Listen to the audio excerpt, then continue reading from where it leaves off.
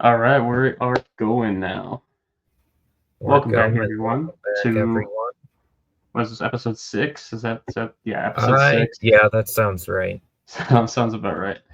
I guess you could also call episode 1 of the restructured form of the show. We Yeah, kind of for made 2025. we made the decision to basically try to simplify the content in the show and not have just a bunch of, I mean, sort of related, but like in reality, oftentimes unrelated topics within it. Um, so we're trying to do more of a continuous show instead of like a segmented one. That's at least the idea, and then we're also planning on kind of just putting other stuff into like a couple other shows. That's kind of the tentative Yeah, plan. Yeah, I think yeah. tentatively So we're gonna have like 3 shows now. So we'll have this main show, which is what we're doing now, and then we'll have like an every other week theology show, and then we'll have like a monthly movie show. that's the tentative plan. Yeah, Will it actually happen? We'll see. we Um, shall see. we'll see. And then I also like I'm hoping that after my birthday, I'll be able to actually get a good PC because right now I'm running on like this crappy laptop that gets super hot when I do this and it doesn't work too well. So I'm hoping that maybe when I do get the new PC, streaming could be an option at that point, without having Yeah, hardware difficulties. So I will we'll not see what be we get there. updating anytime soon, so I don't know. That's fine though. I'm the one that's actually recording, and so that Yeah, most of that's the fair. That's fair. powers on my side. Anyways, so we got some stuff to talk about today. First is we want to talk about the TikTok ban, the ban that lasted like a day. Um,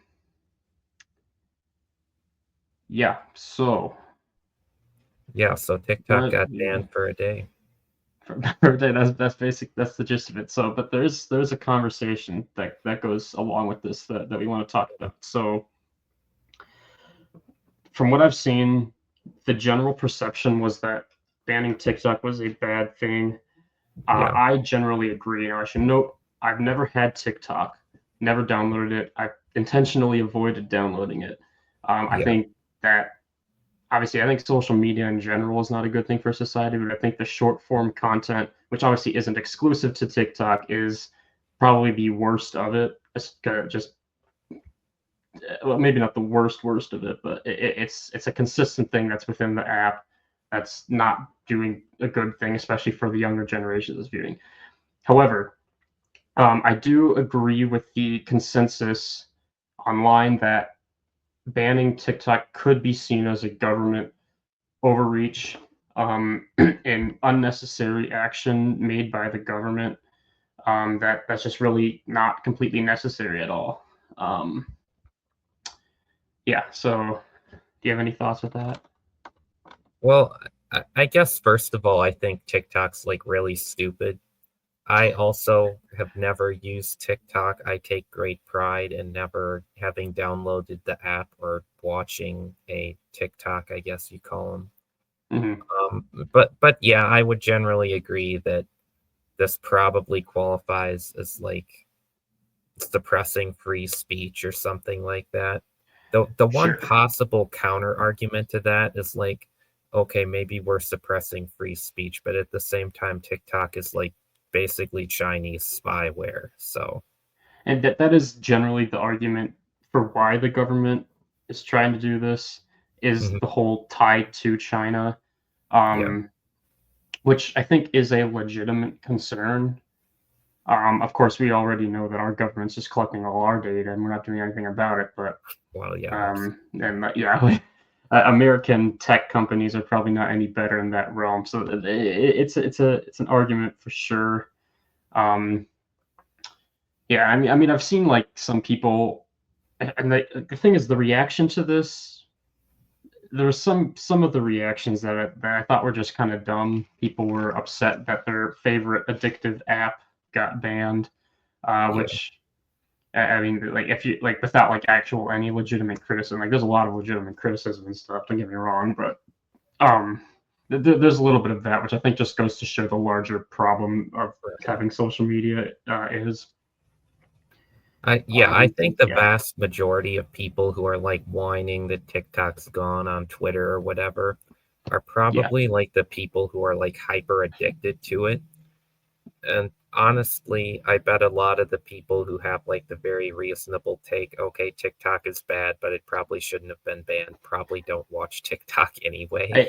That's kind of my thought as well. But there are I have seen like even like super far left leaning individuals from pointing out having with pretty reasonable arguments that hey, yeah, this is a government overreach. What are we doing here? And I think now the free speech issue that you mentioned, I mean, I think, I mean, from my knowledge, it seems that TikTok seems to be biased towards left-leaning individuals. It's probably Yeah, more politically biased than, say, Twitter, which right. I think statistically is probably one of the most politically balanced apps, just because of, I guess, what Elon has done there.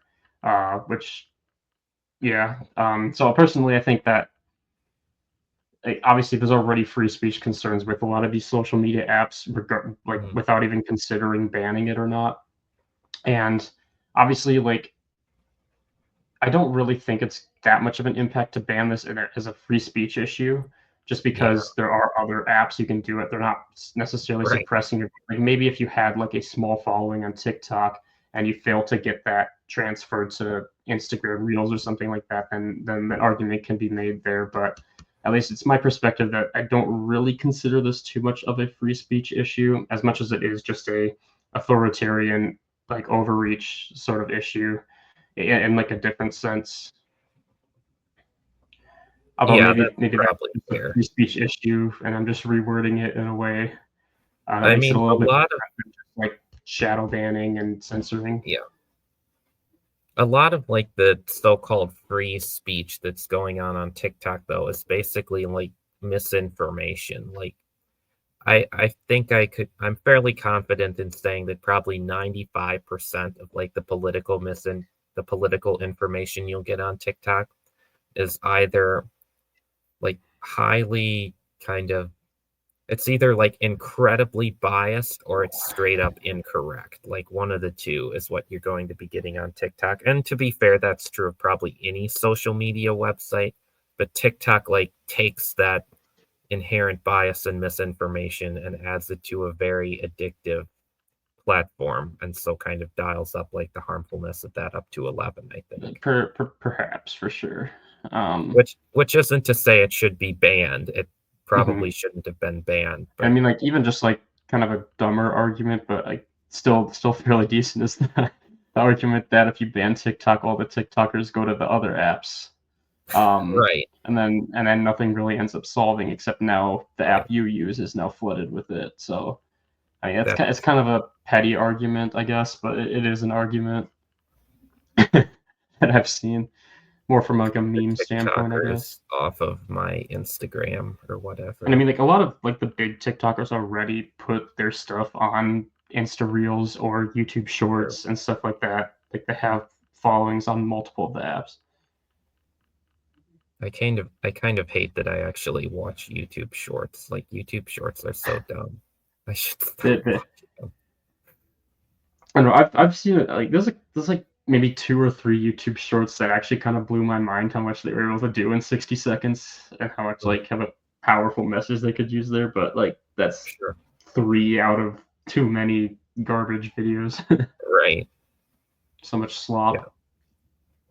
And yeah, like even like on like the rare occasion that I do go on to YouTube Shorts, I find myself on there a little bit longer than I probably should be. Which like Yeah, me too. even though I typically don't use shorts when I am using them, it is like there is that addiction factor that can take hold pretty quickly. That's true. For me, it always tends to be like the I don't want to start my homework yet, so I'm just going to waste like 15 minutes to half an hour scrolling through stupid YouTube Yeah, shorts or whatever. yeah, yeah. And like Um, I don't think YouTube's always bad. I think there's some genuinely interesting and even some genuinely helpful stuff on there, but for the most part, you're not going to find any of that in YouTube Shorts. yeah, that's probably like even like if you like. like say like a theology topic, like I've Yeah, seen theology shorts and they're just not the same thing because like some right. theological topics need significantly more than 60 seconds to get the point across or to explain thoroughly. Absolutely. And I feel like in some ways that's like how a lot of like I guess chronically online people will come in with very surface Mhm. level theology and understanding, and then they actually meet like someone who's well seasoned in theology and they just fall apart. Um, Right. which I think applies especially to the ortho bros, trad, red pill bros that you'll see on the internet. A lot of their theology is not super great, and obviously they seem to be using Christianity more as for the aesthetic than anything else. But Yeah. that's a different topic. I guess Yeah. like I think that like um, short form content though does generally tend to favor like the more shallow, like kind of emotionally appealing theologies, I guess, that you can kind of take down to like an aesthetic or like one very simple concept that isn't very nuanced. And generally that yeah, stuff tends to be wrong. yeah, that's for sure.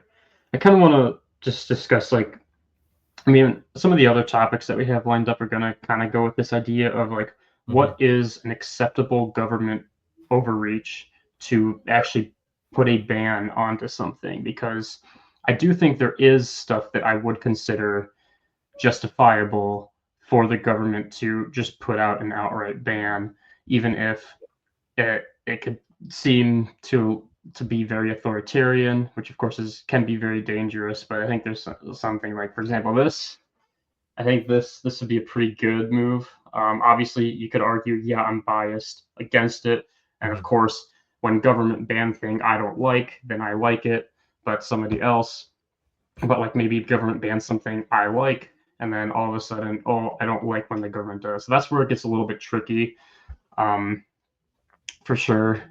And I think like what's going on here is just like I just haven't seen convincing evidence of TikTok being so astronomically bad that it warrants a ban from the government.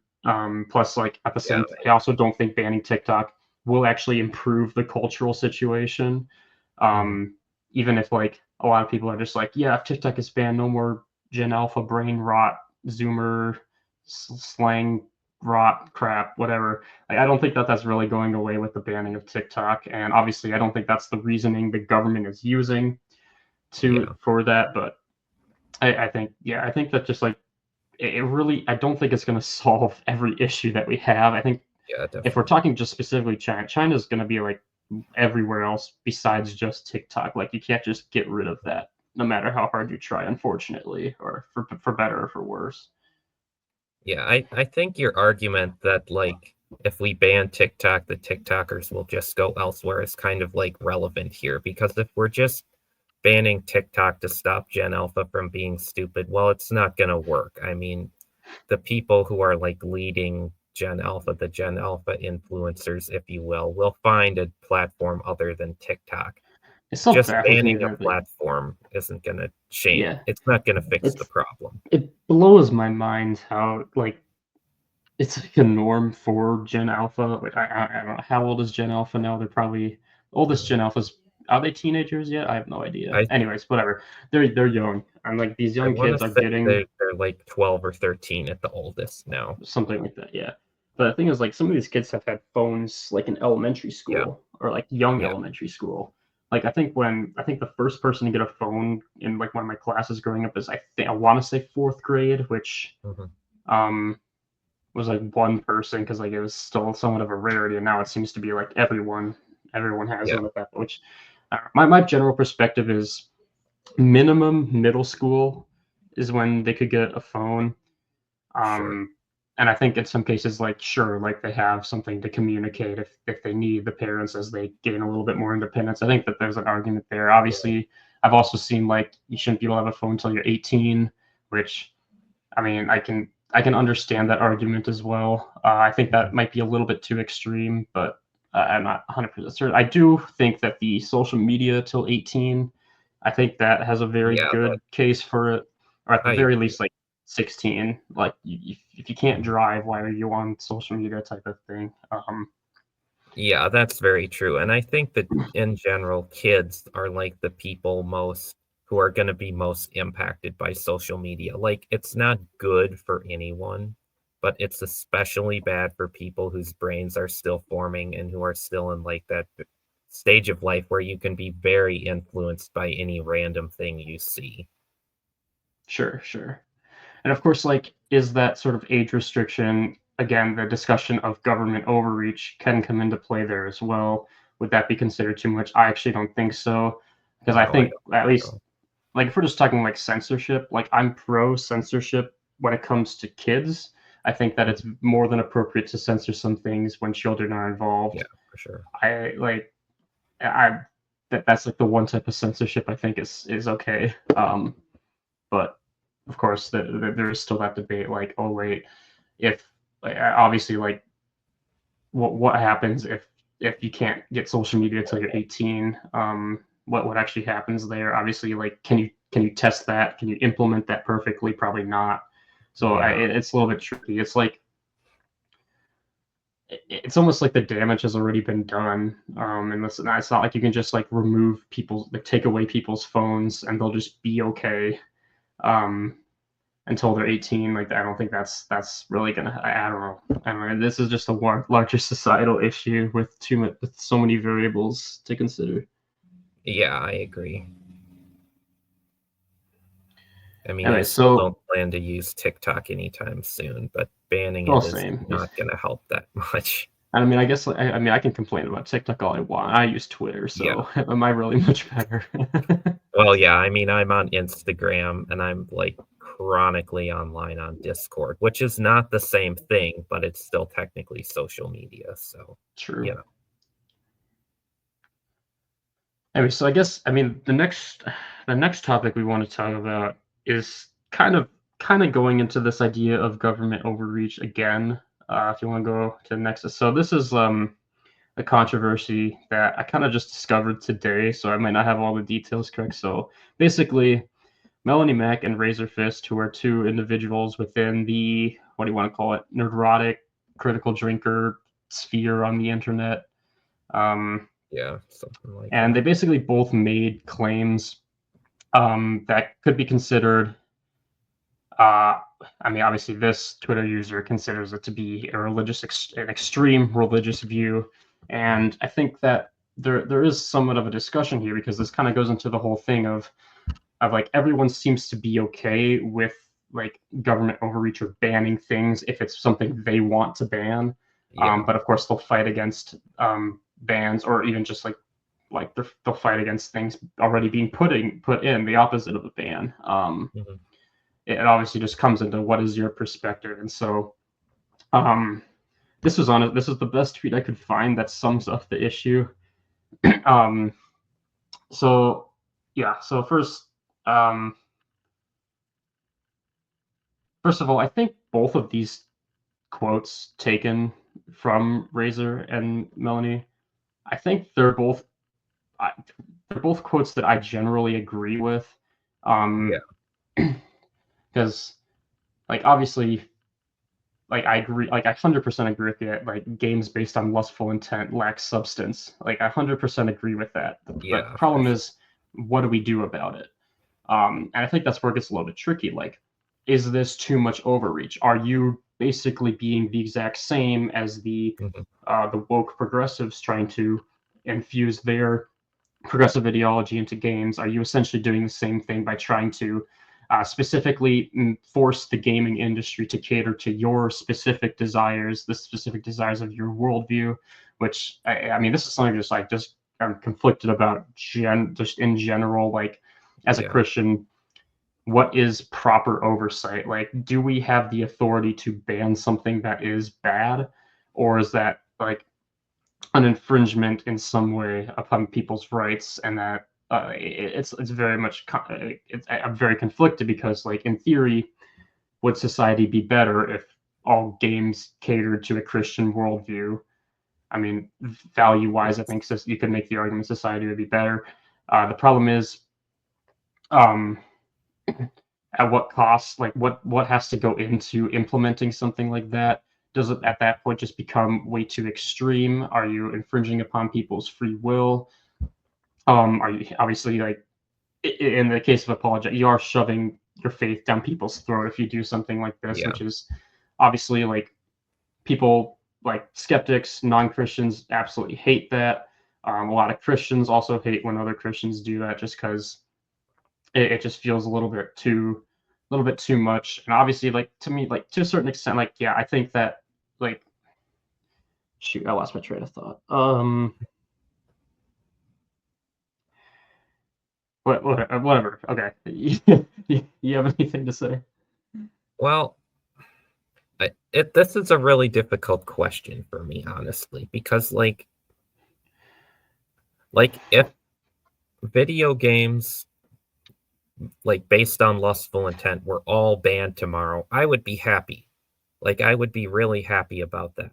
But at the same time, I feel like that would be a case of government overreach. Because people say the government shouldn't legislate morality. I don't think that's exactly right, but I think the government needs to prevent things that are like hurting other people. Like at the bare minimum, the At the bare government bare needs minimum, to do sure, that. sure. And I don't really see how games with lustful intent are like on a wide scale causing tremendous immediate harm to other people. Are they part of a problem that's destroying society? Absolutely. But I don't know. It's hard to say they should be banned. And then if they are banned, who's who's the authority on what's a game made with lustful intent? Because if you put a conservative Baptist on there, suddenly any game featuring a woman not wearing a dress is banned. So there's going to be a problem in there somewhere. Mhm. Yeah, and I really like kind of what you said. Where like, yeah, if that does get banned overnight, then I'd be happy. And I think that Yeah. like the thing, like any pursuit of like a true theocracy by man will fail.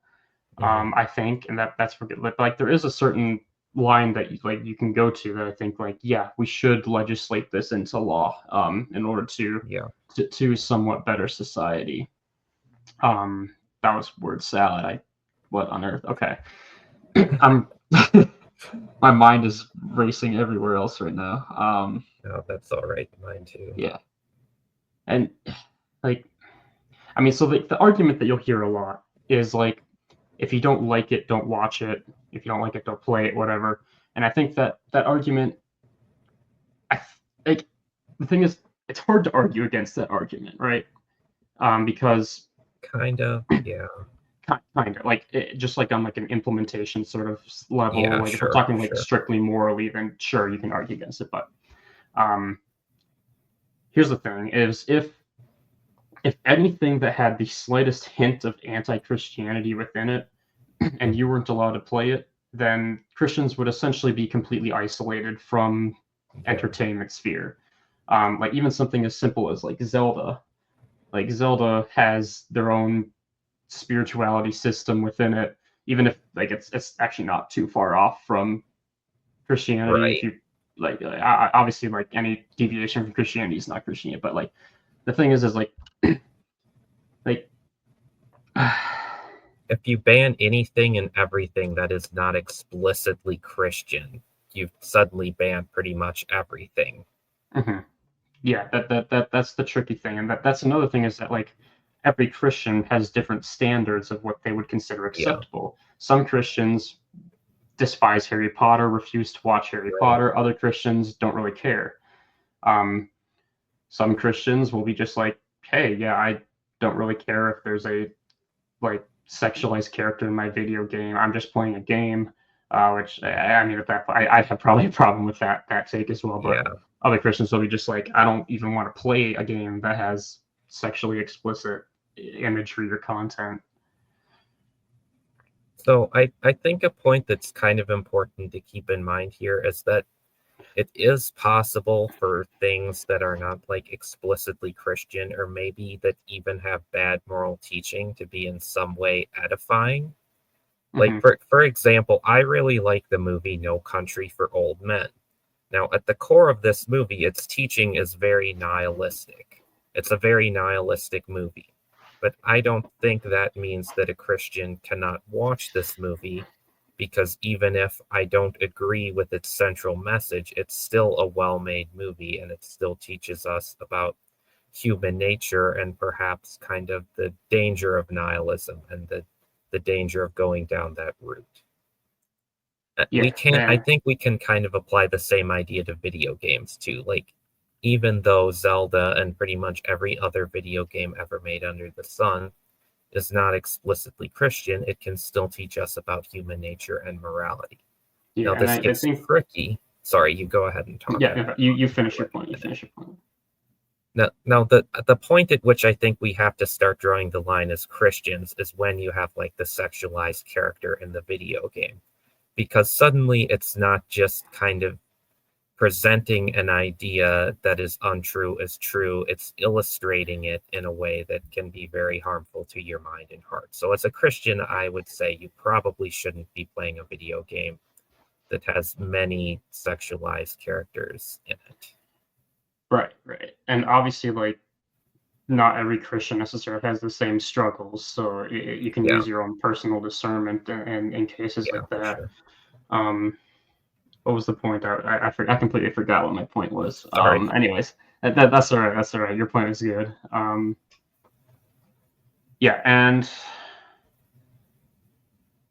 man, do you have anything else really to discuss with this? Like, So I'd actually like to propose a semi solution to this. So I mhm, think that all like the gamers and nerds and geeks who generally feel that morality and specifically Christian morality is important, and I think there would actually be a fair number of them in today's society, should band together and create like some kind of society. And then when we have a really well made video game that is generally aligned with Christian ideals, or at the very least is well made and not like blatantly sinful, we should like put our stamp of approval on that game. And maybe we can then get like influential enough that this stamp of approval actually means something.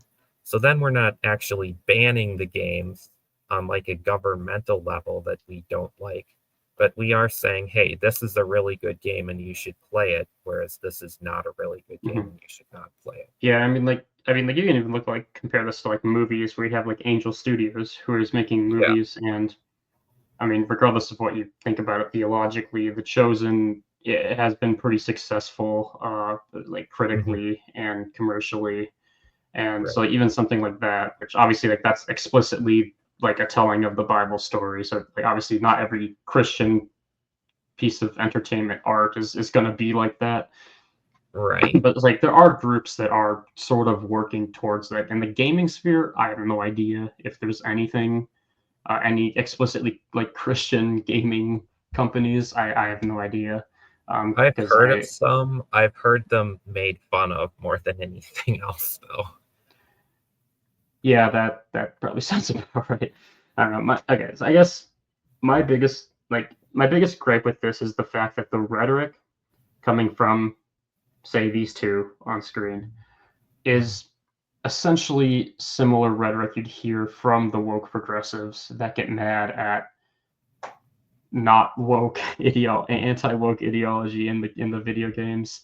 So like that, Yeah. the rhetoric is the same, and that's where I kind of get conflicted. Where I'm just like, okay, yes, yes, I agree with this take. Yes, I'd like that, but like we're using the same type of phrasing as we are as our opposition is, and are we really any better than them as far as this case? Obviously, like morally speaking, sure, um, Christian morals are superior. But like if we're talking about implementation, can you really claim to be superior in that situation? Or like if you're talking about like a online debate sort of thing, can you really defend that? I don't really know. Yeah. But yeah, yeah.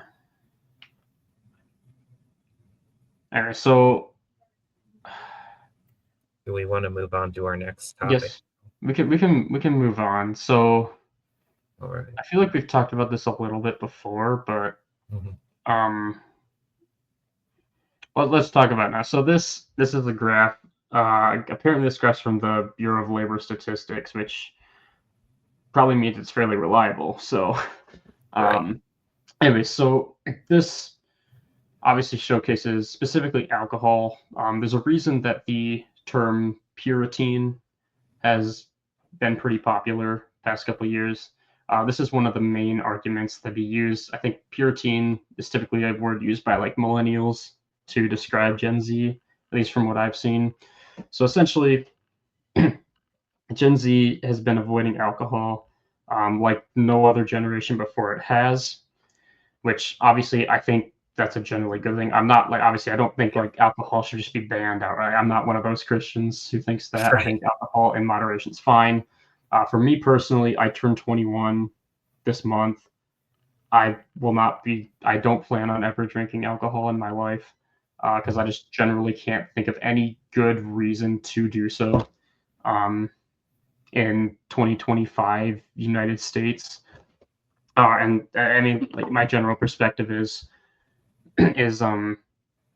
everyone who regrets their alcohol consumption at one point thought that they would have been fine. Yeah. So why would somebody take that risk? Oh, it's fine, and then until it's fine until it's not, sort of type of thing. Anyways, so obviously something's going on. I think that there's just a lot of factors causing this. I think first of Yeah. all, Gen Z maybe being more reclusive, spends more time like not hanging out with people. I mean, presume like if we're just talking like stereotypical college, they're going to less parties where alcohol may be consumed. Sure. I guess you could also just argue that there's been just a lot more teaching regarding this. I know for me, basically like drug prevention, like drunkenness prevention type of stuff was like taught even back in elementary school to avoid this stuff, and like even some having something like that in my public school system, by the way. um I think that that could have absolutely influenced the generation. I don't know if that's what happened in every school or it was just my school system. I think that's a good thing that they're doing. I'm glad that they do stuff like that, to do that. And yeah, so it isn't because I mean this graph is quite a stark difference.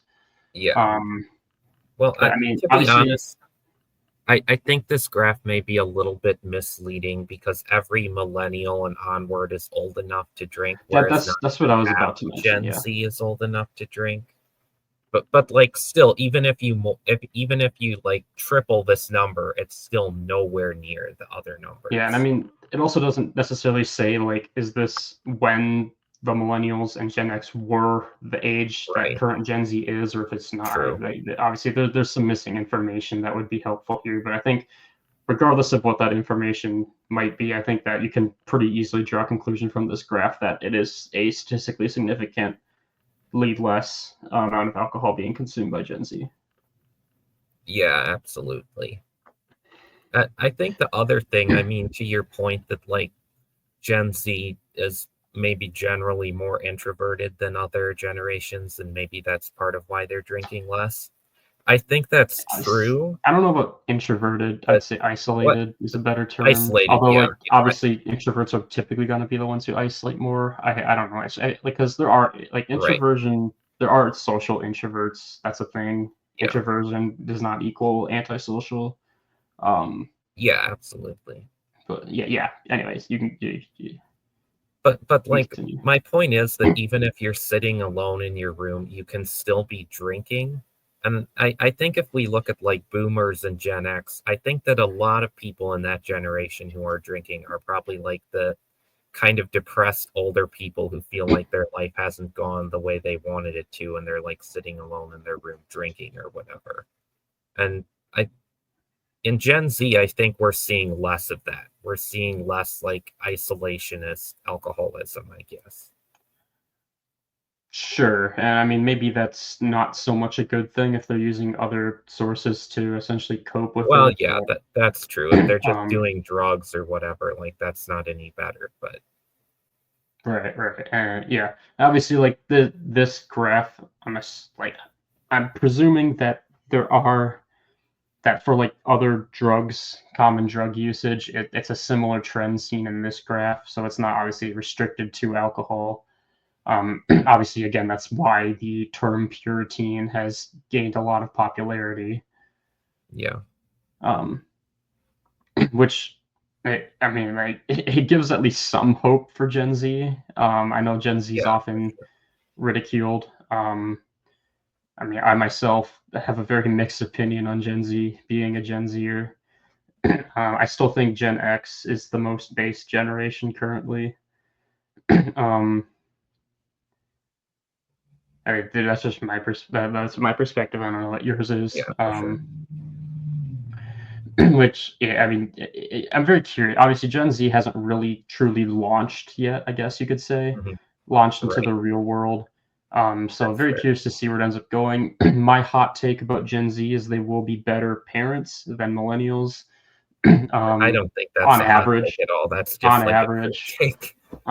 it's a good say. I mean, we never know. Okay, what is Gen Beta gonna turn out like? I don't know.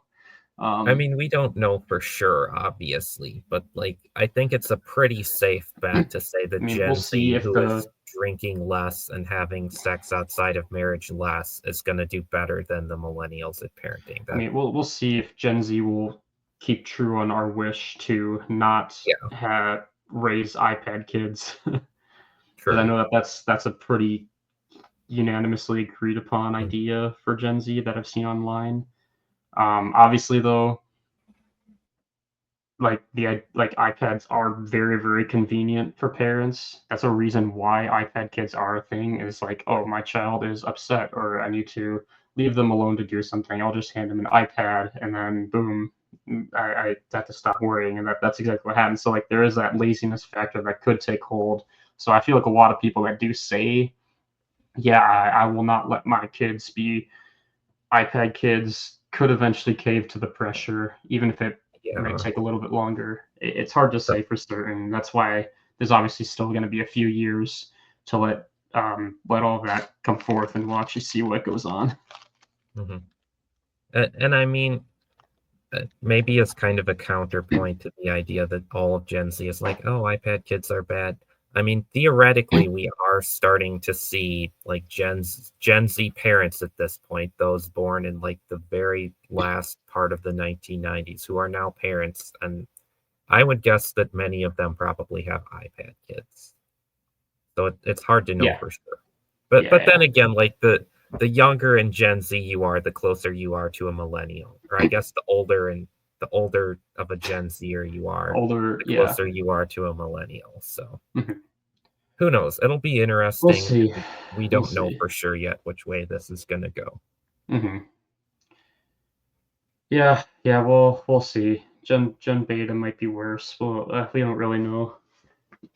I think it will be quite ironic though if Gen Beta is better than Gen Alpha. Yeah. And I mean, Anyways, we really don't know what Gen Alpha is gonna be, and it's like we don't know that's that true. much about Gen We Alpha really yet. don't. It's an emerging generation. Plus, like you could even make the argument that like COVID ruined Gen Alpha more than being an iPad kid. So like there are Yeah, other factors true. beyond just being on an iPad 24/7 that could Mhm. lead to challenges. Or I mean, who knows? Maybe by the time they're adults, they'll be relatively normal. Yeah, you never know. Hard to say. I don't think it looks great, but Yeah. one can hope. Yeah. Anyways, that's the last slide we had, right? You don't have any other? Yeah, I don't have any more slides here. Cool. Yeah, we have it about 40 minutes long. That seems pretty good, I think, for one of That's a these. very reasonable length, especially like our last one was like twice that length, so it's probably good not to go twice 40 minutes. I think so. Anyways, yeah. So this is our plan for the show from now on, just to do kind of just like a general culture commentary show. We want to try to leave the like specific theological topics to hopefully another show. Right. Um, just because why not separate that into its own little category, which might just be better for like the YouTube algorithm in general or something like Yeah, that, that's or true. just so that this show ends up being a little bit more concise and specific on whatever topic. Hmm. Yeah. Anyways, if you stayed this long, thank you so much for watching, and we'll see you in the next one. Yeah, thanks for watching. Leave a comment or whatever, and see you next time.